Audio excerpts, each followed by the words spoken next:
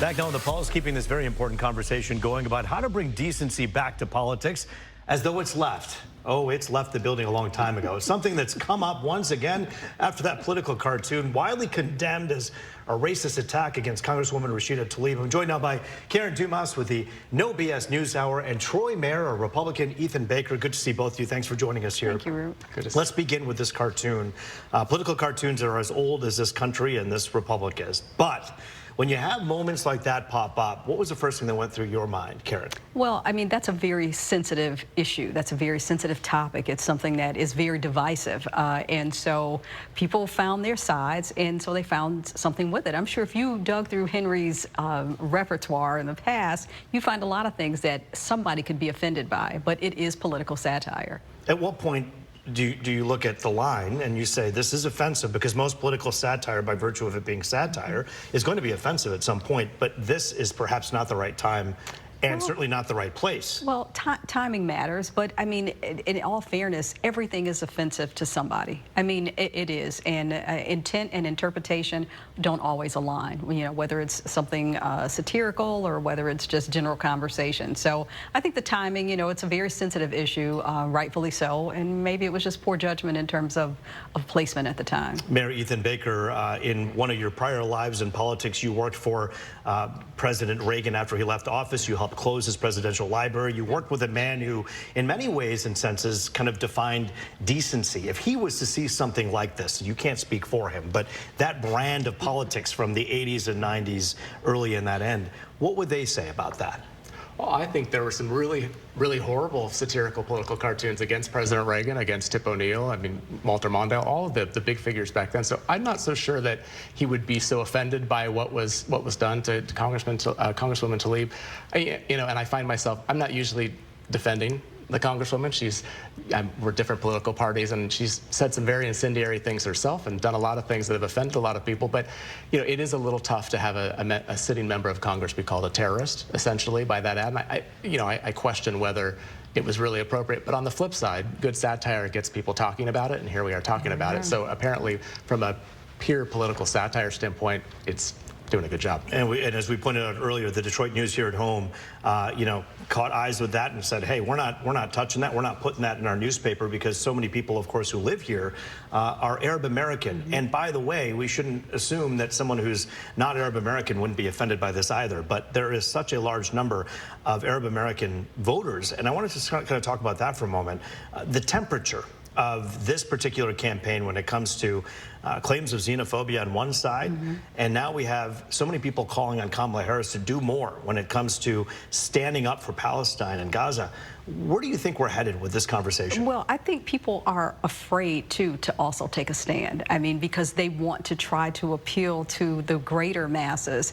And out of fear of not doing so, they just are more reserved than they should be as opposed to taking a stand. You saw what the mayor of Dearborn just endorsed Trump. So, you know, I mean, it's I don't know where politics is going these days. It's not like it used to be, and unfortunately, it's more divisive than it's ever been before. But I would wish people would stand up for what they believe in, even if people disagree with it. Did that surprise you to hear about the mayor of Dearborn endorsing Donald Trump?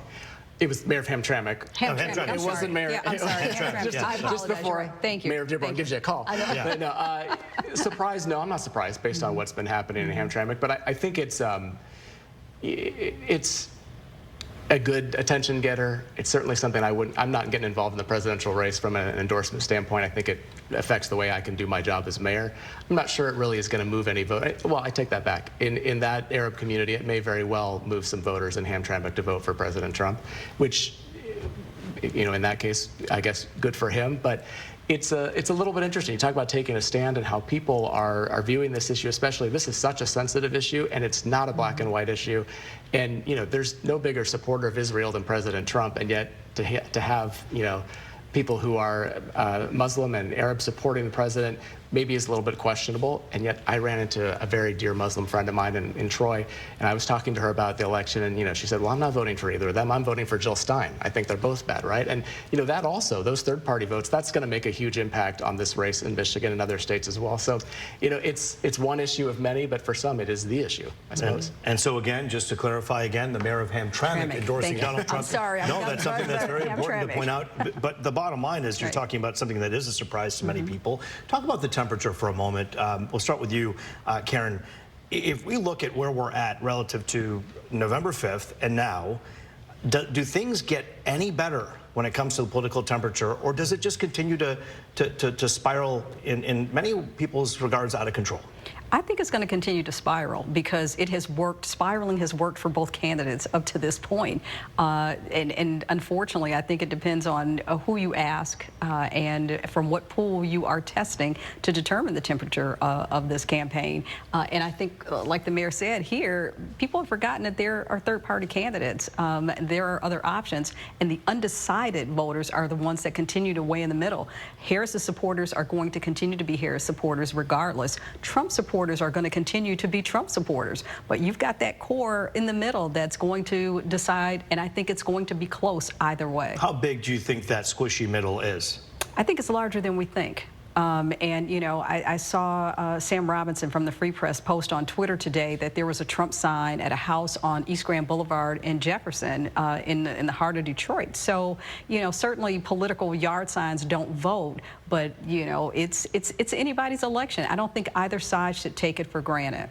It's interesting because both of you, as I've known both of you for many years, are friends with people who don't agree politically. And I feel like that's one of the reasons I like to have the two of you on the show, is because, Karen, you've talked about that. You're friends with people who you're diametrically opposed to politically, but you're very close to. How is that something that you've managed to do? Because unless somebody is, I mean, like I said, kind of jokingly, but seriously, unless they're a member of the KKK, your political alignment doesn't always make you a bad person. We see things differently. We live differently, we love differently, and I think that we have to respect those differences. And, if someone is a supporter of someone that I don't necessarily endorse or agree with, I have to give you that freedom and flexibility. It doesn't make you a bad person. You see things differently than we do, and I have to respect that. And you, Mayor, you've had to respect that and also work with people as the mayor of the city of Troy in a pretty diverse place where, let's not forget, the Tea Party, came through Troy quite a bit. Many years ago. And so the root of so much of that is there, but you have to look at people in the eye and say, how do we work together? How have you managed to do that? Well, it's why I won't endorse in the presidential race, and I stay out of the partisan endorsements because it affects how I do my job as mayor, as a nonpartisan mayor by charter. People are people. We may disagree on who we vote for, or a lot of different things. But if I'm sitting with Karen and I'm learning about Karen and figuring out things about her, I'm going to like her for who she is, not who she's voting for. And that ultimately is what should drive people in their friendships and relationships. And people come to their voting beliefs for the most part, genuinely. Something happened inside them at some point, and you can't change who they are. You can't just write them off because they're making a decision every 4 years. We only have about 30 seconds left, but I'm going to ask you a simple question, but one that I'm really curious about. Do you think there's the majority of people in this region think more like you than what we see on X and Facebook? Do you believe that people are actually more willing to look at their neighbors even when they think differently? Or is this something that we're getting wrong here? Well, I think people are in their hearts, but I think people like being a part of something, and so there's always the the mob mentality and the piling on. So if someone is doing or being critical, it's like, oh, I want to be critical too because I don't want to be left out. Sure. They don't want to stand. They don't want to say what they think or what they feel for fear of criticism or being ostracized. People always want to vote for a winner, and so if they feel that their group is winning, they're going to vote with that group. I mean, it's a sad fact of politics that's been going on for hundreds of years. Or say they're going to vote. Or say they're going to vote for that. We don't know what's going to happen, but it absolutely is I think there's good people who want to think about things and really feel it, but there's also people who just want to be part of a group, and that's life. It's not up to the politicians and the media alone to bring the temperature down. It's up to each and every one of you when you go out for coffee or you run into someone that you don't agree with. And so we thank you for beginning, I hope, that conversation in earnest that continues at home. Mayor Ethan Baker, Karen Dumas, good to see both of you. Thank you. You too, Roop. Still ahead tonight, we'll get you caught up with some stories you might have missed this weekend, including a surprising announcement by former President Donald Trump. Next.